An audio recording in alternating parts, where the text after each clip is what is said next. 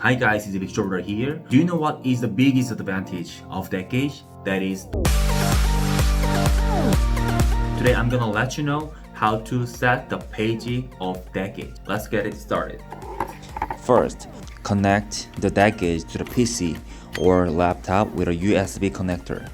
When it is connected, the red light is on.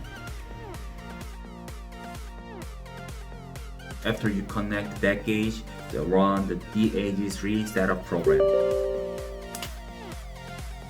You can find firmware download, but you don't need to download this one because we already did it before shipping. But just in case, I'm gonna show you. Click the firmware download, then the percentage is going up. When it is completed, you can find firmware download has been completed. So then the download is completed.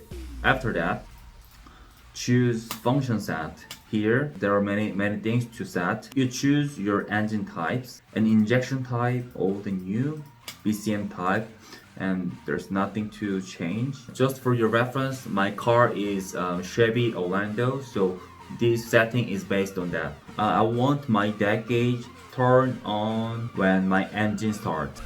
Startup. And then it turned on. An LED warning light, this means DPF warning light, so I'm gonna check it. When my car is under DPF regeneration, the LED light of DagGauge will be turned on. Next, LCD backlight, always dark, always bright.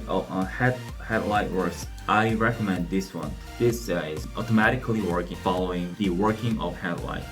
The brightness of DagGauge dims when headlights are turned on and lightens when headlights are turned off. If the headlights are set to automatically adjust the brightness of the DagGauge will change accordingly, right?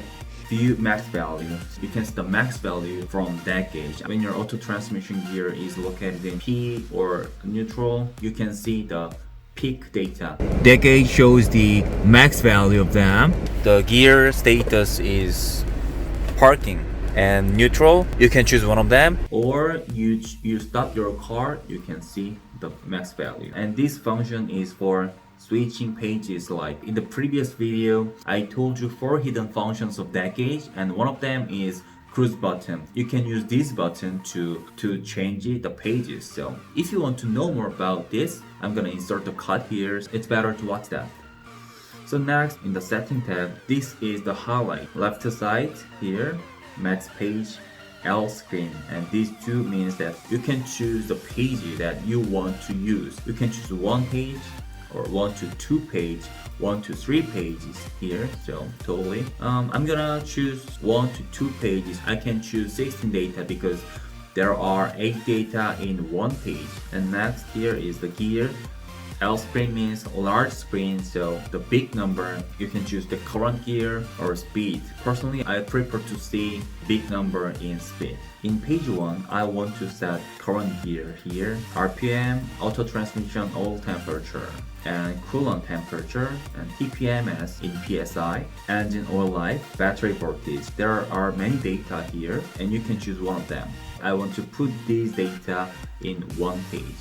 So the next page, DPF collection means DPF suit load, and DPF distance means the DPF interval distance, exhaust temperature, EGR open rate, torque, and horsepower, remaining fuel, accelerator position.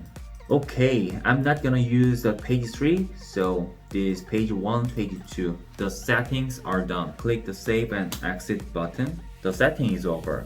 How about that? Very easy, right? Now I'm gonna check the DagGauge in my car. The functions that I said will be normally working. From now on, let's check it out. I connected the DagGauge to the car. You can see that the data is the same as the one I set up earlier. And this is page 2. I think page 2 is also set up properly, right? So far, we have learned how to set up the data in DagGauge. Thank you for watching. See you in the next video. Bye bye.